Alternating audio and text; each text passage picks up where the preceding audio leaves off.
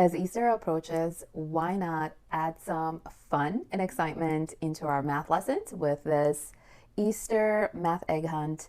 Students will have a blast with this activity. They're going to search for eggs, solve the math problems on their recording sheet, and of course, find a little treat that they get to keep as a reward.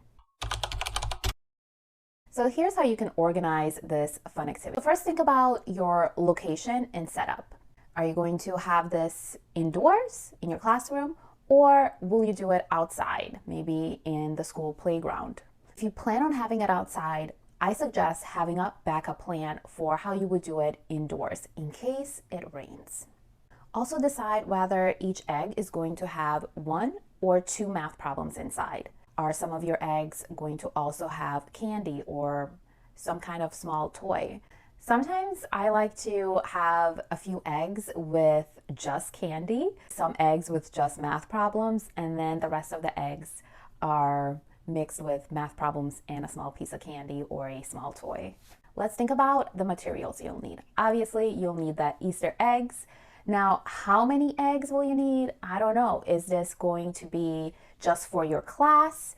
Maybe you have 20 to 30 kids, or is it going to be for your whole grade level? You will also need the recording sheets.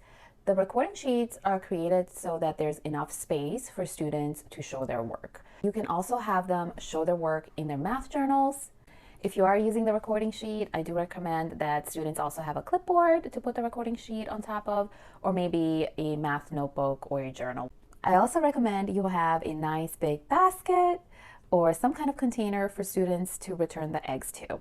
And of course, please make extra copies of the recording sheets for the students who work a little bit faster than the rest and they might solve many problems and you don't want them to run out of space. After all the eggs have been found or the time has run out, you want to think about how do you want to review these problems. Maybe you want to go back to your classroom and choose some student volunteers that can go over some of their work. Or maybe you want to go over some of the work. You can also do this activity in stations or rotations, where only a small group of students do the activity at a time, while the other students are doing some kind of other independent practice. I would place about 10 eggs in a basket at the center of the table. Students can then take 1 egg at a time and then solve that problem in their math journal or on their recording sheet, and then they can either put that problem back in or they keep it and then they just select another math problem. Students can also work with a partner on each problem. Maybe they both solve that same problem and then they compare their answers, they turn and talk, see what's similar, what's different, and help each other understand the work.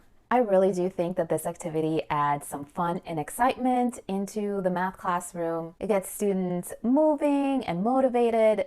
This also serves as a great review activity. So if you have an upcoming test, this might be something you want to keep doing. It doesn't have to be just for Easter. So I've listed all of my current Easter math egg hunt activities in the description below. This is a growing bundle for me. I will keep adding more activities for different grade levels. Be sure to check that out in the description. I hope your students have a fun and exciting learning experience with this activity.